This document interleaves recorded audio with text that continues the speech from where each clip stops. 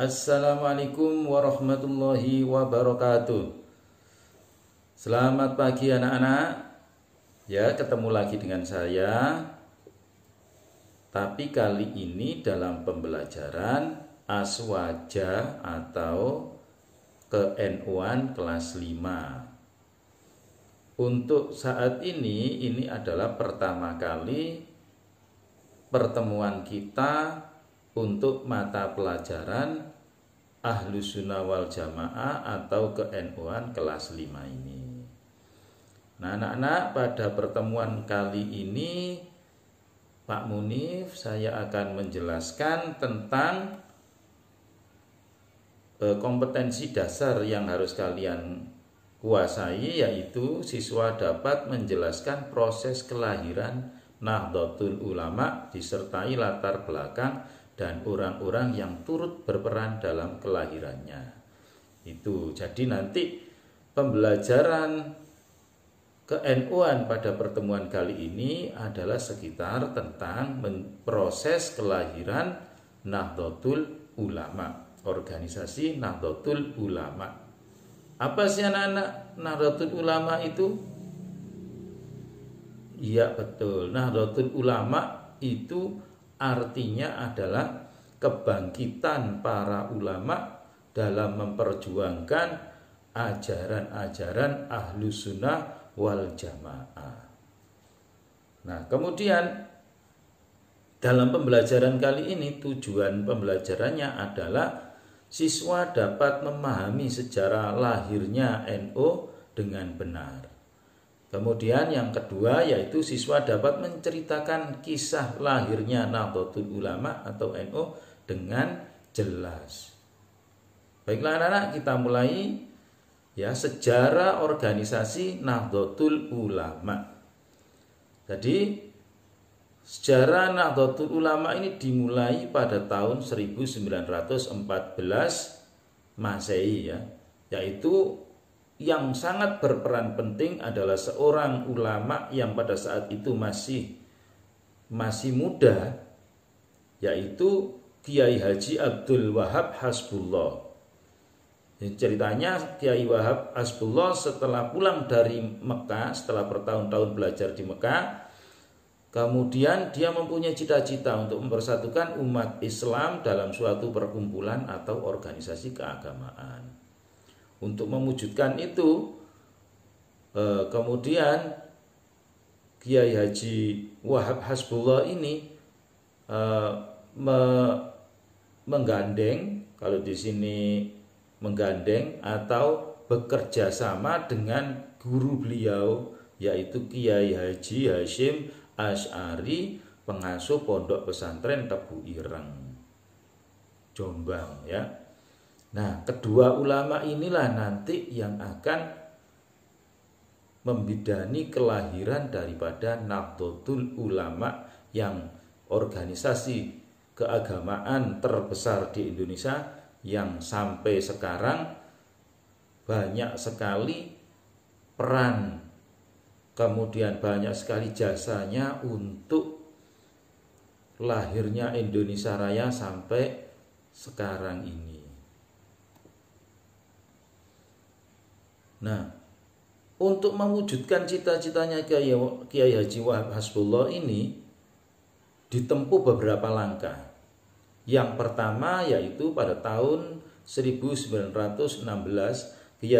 Kiai Wahab mendirikan madrasah yang bernama Jam'iyah Nahdlatul Wathon di Surabaya. Kemudian secara cepat madrasah ini berkembang pesat, kemudian membuka cabang di beberapa daerah, diantaranya adalah di Semarang, Malang, Sidoarjo, di Gresik, Lawang, Pasuruan, dan lain-lainnya. Kemudian pada tanggal 1919 berdiri Taswirul Afkar, yaitu sebuah madrasah dan forum diskusi keagamaan yang tujuan utamanya yaitu memberi tempat untuk mengaji dan belajar serta untuk membela kepentingan Islam. Kemudian pada tahun 1924 berdirilah organisasi Syubhan. atau Pemuda Tanah Air. Organisasi ini mempunyai kegiatan membahas masalah agama, dakwah, peningkatan pengetahuan bagi anggotanya, dan lain-lainnya. Nah, selanjutnya pada tahun 1926 akan diselenggarakan Kongres Islam Sedunia di Mekah yang diikuti perwakilan dari organisasi-organisasi Islam di dunia. Pada tanggal 16 Rajab 1344 Hijriah atau 31 Januari 1926, Kiai Haji Abdul Wahab Hasbullah membentuk suatu komite yang bernama Komite Hijaz yang beranggotakan para alim ulama dari berbagai daerah guna mengikuti kongres tersebut. Nah, itulah cikal bakal lahirnya Nahdlatul Ulama, yaitu dari sebuah organisasi yang disebut Komite Hijaz. Nah, dalam sidang atau dalam rapat Komite Hijaz tersebut memutuskan dua hal, yaitu yang pertama meresmikan dan mengukuhkan Komite Hijaz dengan masa kerja sampai delegasi yang akan dikirim menemui Raja Ibnu Saud dan mengirim delegasi ke Kongres Islam di Makkah. Adapun yang dikirim adalah Kiai Haji Wahab Hasbullah dan Syekh Ahmad Hunaim Al-Misri. Kemudian yang kedua yaitu membentuk jamiah, organisasi yang bernama Nahdlatul Ulama dengan tujuan untuk membina terwujudnya masyarakat Islam berdasarkan akidah atau faham Ahlussunnah wal Jamaah. Nah, kenapa kok perlu dibentuk pada saat itu sebuah organisasi Nahdlatul Ulama, sebuah organisasi yang memperjuangkan tentang Ahlussunnah wal Jamaah? Karena yang pertama tentunya yaitu keinginan para pemuda-pemuda, keinginan para ulama-ulama untuk mempersatukan seluruh umat Islam di Indonesia guna melawan penjajahan, untuk membebaskan diri dari belenggu penjajahan Belanda yang sudah beberapa ratus tahun menjajah Indonesia. Kemudian yang kedua, karena pada saat itu mulai berkembang pesat faham yang bernama faham Wahabi, di mana faham Wahabi ini faham yang pada saat itu sangat radikal. Ya, bahkan ada isu waktu itu di Mekah bahwa orang-orang atau di bawah pemerintahan Ibnu Saud yang mempunyai faham Wahabi itu akan menghancurkan makam Rasulullah, ya, kemudian melarang seluruh guru-guru yang ada di Mekah untuk mengajarkan selain ajaran Wahabi.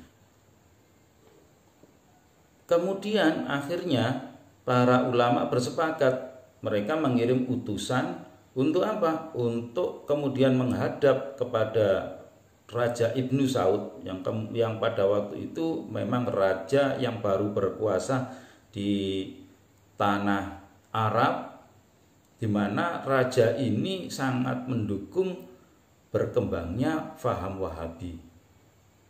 Ya, kemudian mereka ke sana untuk memperingatkan, untuk menyampaikan pendapat dari para ulama, terutama ulama di Indonesia, karena pada saat itu ulama di Indonesia sangat disegani di dunia, terutama khususnya di daerah Mekah. Ya, banyak sekali ulama-ulama yang dari Indonesia yang menjadi guru-guru alim yang ada di Mekah. Salah satunya yang sangat terkenal adalah ulama Syekh Nawawi Al-Bantani. Nawawi Al-Bantani itu dari Banten, yang kakek buyut dari wakil presiden kita sekarang ini, yaitu Kiai Haji Ma'ruf Amin. Nah, kemudian anak-anak, setelah Komite Hijaz tadi, setelah utusan Nahdlatul Ulama ke Kongres Islam di Mekah dan sekaligus menemui Raja Ibnu Saud untuk menyampaikan pendapat para ulama di Indonesia, akhirnya mereka kembali dengan satu keputusan bahwa Ibnu Saud menjamin tidak akan membongkar makam Nabi Muhammad SAW. Kemudian setelah sampai di Indonesia, kemudian Komite Hijaz itu dirubah dan dijadikan sebuah organisasi yang sekarang bernama Nahdlatul Ulama. Nah, dari situlah anak-anak, Nahdlatul Ulama mulai berdiri dan mulai melaksanakan program-programnya. Karena pada saat itu dalam masa penjajahan, maka programnya adalah bagaimana membebaskan bangsa Indonesia dari belenggu penjajahan. Ya anak, sebelumnya apakah para ulama itu melakukan perlawanan terhadap Belanda? Sudah dilakukan. Kalau kita lihat siapa Kiai Haji Wahab Hasbullah. Kiai Haji Wahab Hasbullah itu adalah cucu dari pendiri Tambak Beras, Pondok Pesantren Tambak Beras di Jombang. Nah, sejarah Tambak Beras sendiri itu sebenarnya didirikan oleh para prajurit di Ponegoro. Jadi waktu itu memang para yang melawan Belanda pada tahun 1825 sampai 1830 di bawah pimpinan Pangeran Diponegoro itu adalah para ulama.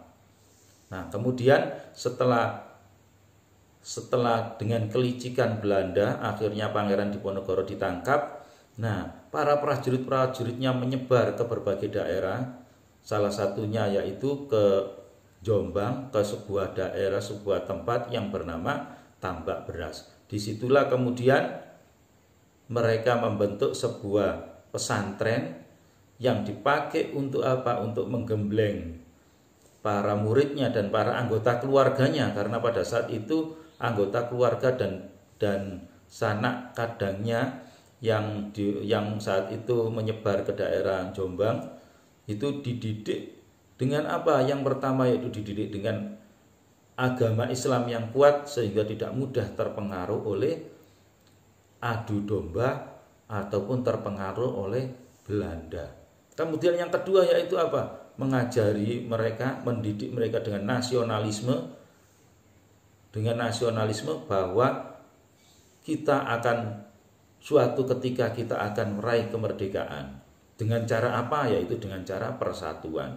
Makanya kemudian perjuangan itu dilanjutkan oleh Kiai Haji Wahab Hasbullah dengan mendirikan Nahdlatul Ulama. Dan selanjutnya Nahdlatul Ulama dalam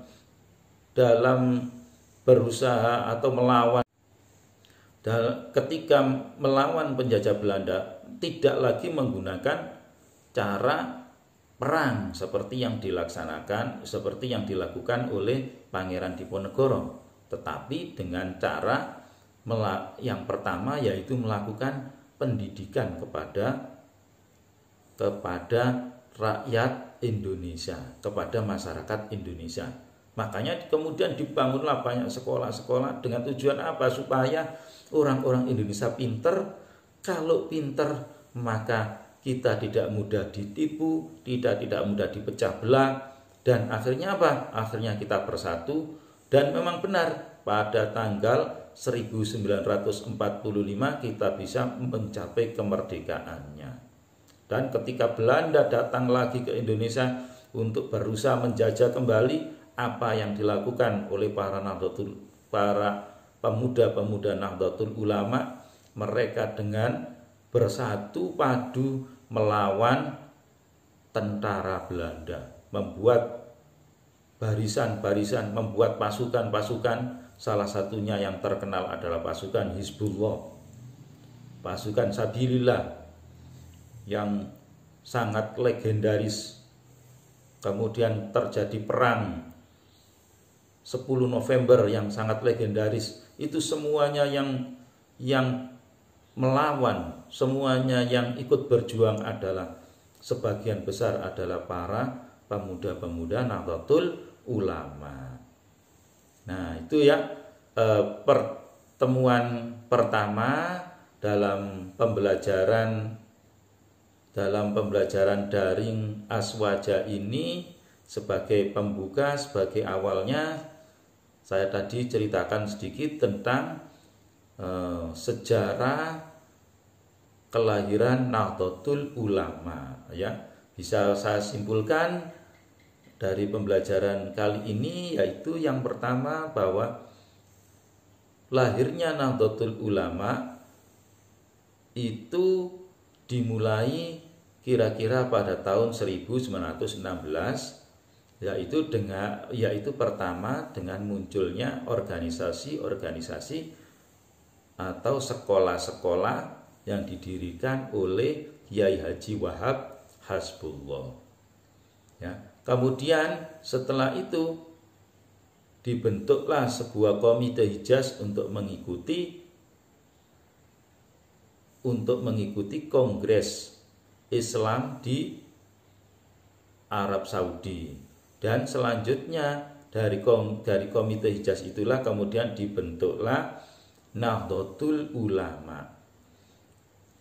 Nah, untuk mengangkat siapakah pemimpin yang pertama menjadi pemimpin Nahdlatul Ulama sekaligus pendiri Nahdlatul Ulama, karena pada saat itu yang sangat berjasa adalah Kiai Haji Wahab Hasbullah dan Kiai Haji Hasyim Asy'ari, maka Kiai Haji Wahab Hasbullah dan teman-temannya yang lain kemudian menunjuk guru mereka, yaitu Kiai Haji Hasyim Asy'ari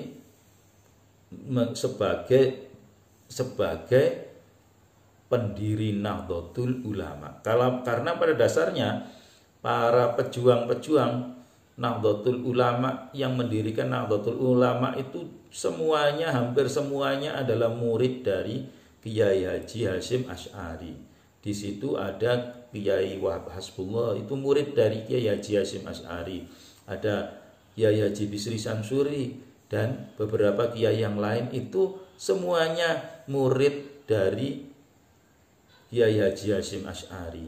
Sehingga berdirinya Nahdlatul Ulama ini didirikan, mereka semuanya sepakat bahwa berdirinya Nahdlatul Ulama ini didirikan oleh Kiai Haji Hasyim Asy'ari, sehingga pendiri Nahdlatul Ulama sekarang dikenal adalah Kiai Haji Hasyim Asy'ari. Nah, itu ya anak-anak, untuk pada pertemuan kali ini, semoga ini bisa membuka wawasan kalian sedikit tentang Nahdlatul Ulama. Nanti di pertemuan minggu depan akan saya lanjutkan dengan materi yang lain.